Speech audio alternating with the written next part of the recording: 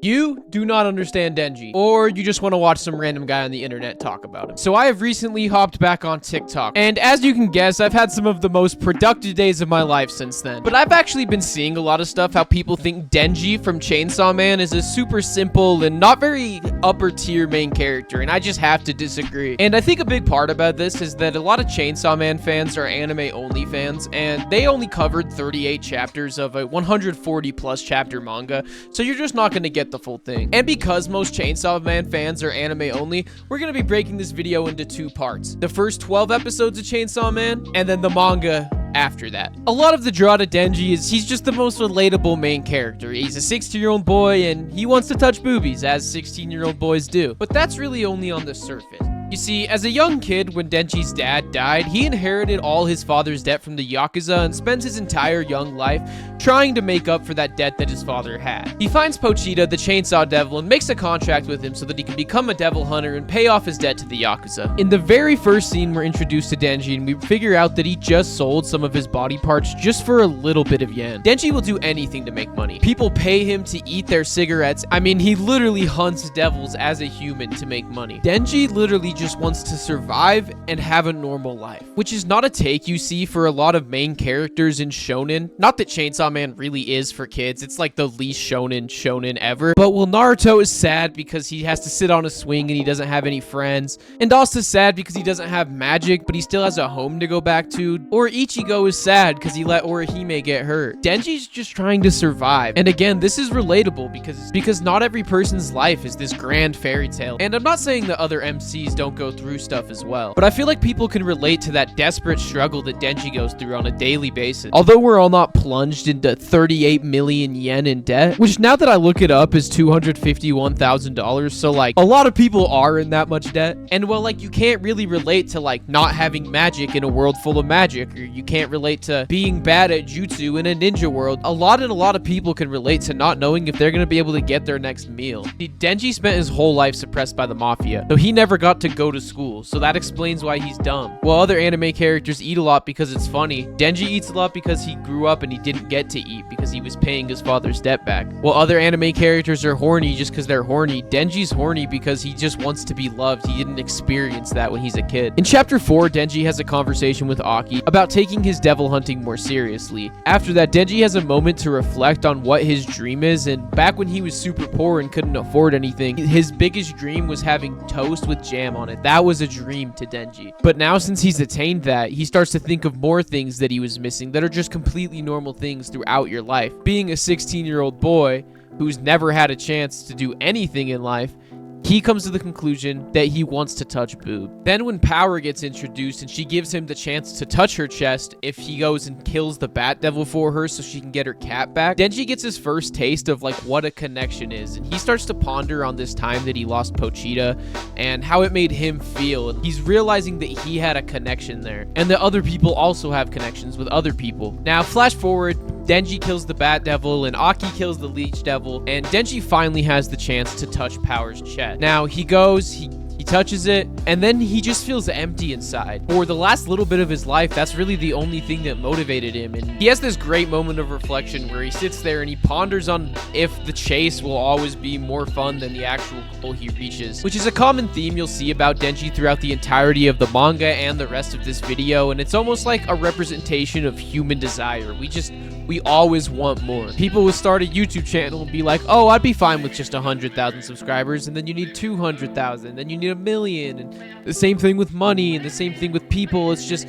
people are always gonna want more. And Denji is a great representation of that. Because you see, when Denji was a kid and he was under the mafia, he didn't have to think. All he had to do is survive. He had to go and he had to get his food, he had to make his money, and he had to pay off his debt. He didn't have to think about future goals. He didn't think about things that he wanted. He only thought about what he needed to do. And now he's having to struggle because he doesn't know what he wants. And just as he's thinking about if what he wants is really sex and if his goals are actually something that are worth chasing, Makima convinces him that it is sexual things he wants. It just needs to be with somebody who he knows better. And then she asks him for a favor. She asks him if he will kill the gun devil for her, the most powerful devil, in exchange for her to grant any request he wants.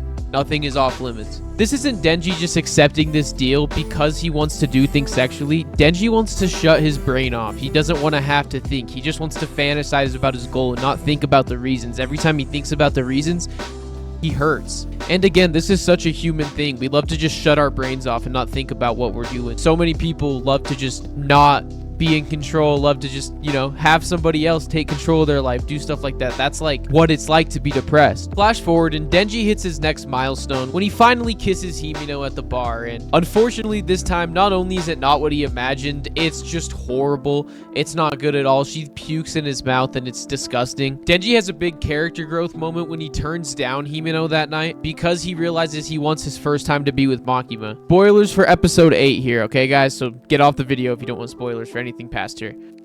After Himeno dies, Denji has this moment where he's sitting there and he sees that everybody else is so sad over her death, and he's wondering if he's messed up because he doesn't feel anything, which again is just so relatable. Everybody has had these moments in their life where they feel numb or they feel weird and you don't know why.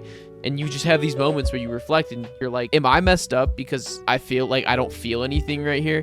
And that's just such like a human moment. It's just super endearing. Okay, so this is where I'm getting out of where the anime's at. So anime only watchers, you can go off the video now or stay if you want to learn a little more about the manga, but there will be tons of spoilers. In chapter 39, Makima and Denji go on a date to the movies where they go movie theater hopping and just see bad movie after bad movie. They see 9 horrible movies, and throughout the whole time, Denji is just confused on why they're even doing that. And then on the 10th movie, they finally see a good one. This movie's so good, it makes Denji and Makima both cry. And this is kind of just showing that, like, you need to experience the bad to appreciate the good. And Denji doesn't realize this yet, but that's what he learned there. After that experience, he realizes that Makima's the answer. All the bad that he goes through will be worth it if he can be with Makima, which is just him turning his brain off again and living in his fantasy world. At the end of the Bomb Devil arc, when Denji's talking to Rize, if that's how you say her name, and he says he wants to run away with her, and she says, do you still think I liked you? Everything I said up to now is a lie. And he said, but yeah, you still taught me how to swim. This is just another example of Denji just turning his brain off and only thinking of the good things and like the fantasy of somebody instead of all the things surrounding them. This is also an attempt at trying to get away from Makima's grasp, because I feel like subconsciously Denji kind of understood what was happening. I might be giving him a little too much credit there. And as he's about to get away from her, Makima gets Rize. I'm going to skip all of the International Devil Hunters arc and all of the Hell arc, but I do want to focus on Denji and Power's relationship after the Hell arc ends. There's this moment after the events of the International Assassin arc where Makima, to reward Denji, says that he can come with her on vacation, but Denji turns this down knowing that Power needs him. Now again, Denji doesn't knowingly realize this. This is Denji slowly starting to realize that the relationships with the people around him mean way more than any fantasy he has of a girl or any dreams he's chasing.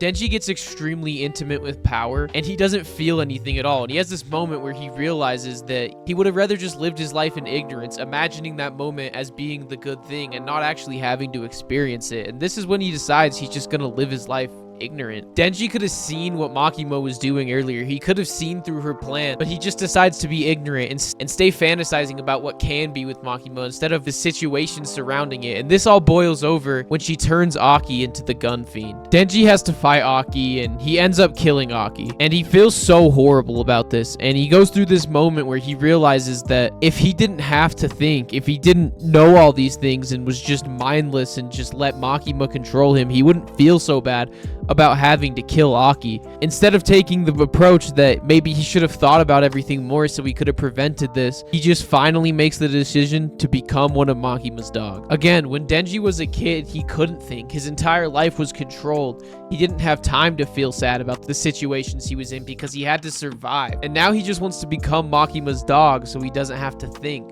So he doesn't have to feel anymore. Makima makes Denji fight her so that she can take control over him, because she can only take over beings she believes to be lesser than him. After a long fight, Power is finally revived and has a chance to talk with Denji one last time before she dies. Denji realizes that he's got everything he's ever wanted. He has nothing else to live for. And then Power, my favorite character in Chainsaw Man, gives him something else to live for. She says, come find me. And he realizes, again, that the people around you matter so much and that there's always more to live for as long as there's people you love. In chapter 92, he realizes that he's just been living a fantasy, and a fantasy that doesn't have bad in it. And a world without bad in it isn't good. Think back to the movie theater. He realizes the only reason he appreciated that 10th movie is because of the 9 bad ones before it. Now that he's finally lost his friends, he can appreciate the fact that he had friends. He misses Power. He misses Aki. He has this great line where he says, "I don't want to eat toast. I want steak for breakfast." He wants more. There's still more to live for. And he comes to this realization that there's still so much more he hasn't done. There's still so much more for him to do.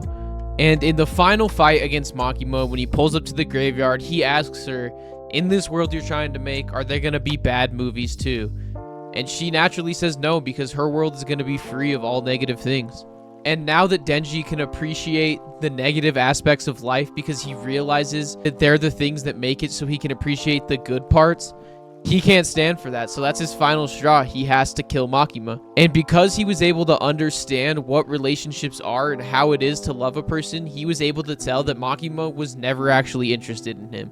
Only Pochita. So he finally comes full circle, comes up with the plan to have Pochita fight Makima while he sneaks up behind her, and he finishes her off. And then, even after everything, Denji, still being a deeply flawed and manipulated person, still loves Makima. And since actual attacks don't work on Makima, Denji was able to eat her because he loved her, was wanting to become one with her.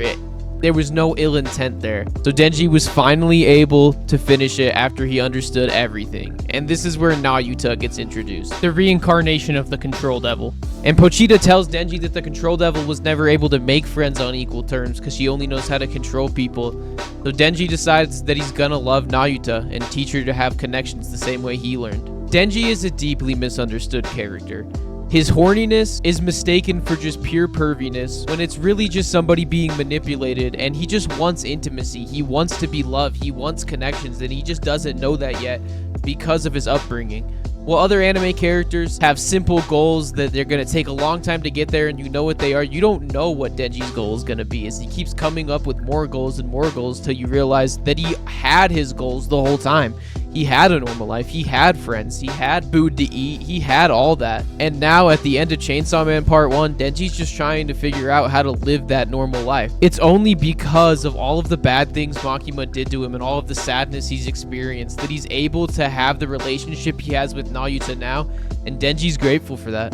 I think Denji is one of the greatest characters in fiction, and just felt like I should make this video because I know I'm not breaking any ground here with what I'm saying. I know tons of people have come up with the same idea, but I used to think Denji was kind of one-dimensional, and then I recently rewatched Chainsaw Man, and then I started reading the manga again, and I just think Denji's so much more complex than people give him credit for. But anyway, guys, that's it for this video. Thanks for watching. This is my first time doing a video like this, so let me know if you want one on Denji from Chainsaw Man Part 2, because he's also currently going through some character development right now. And yeah, thanks for watching, guys. Peace.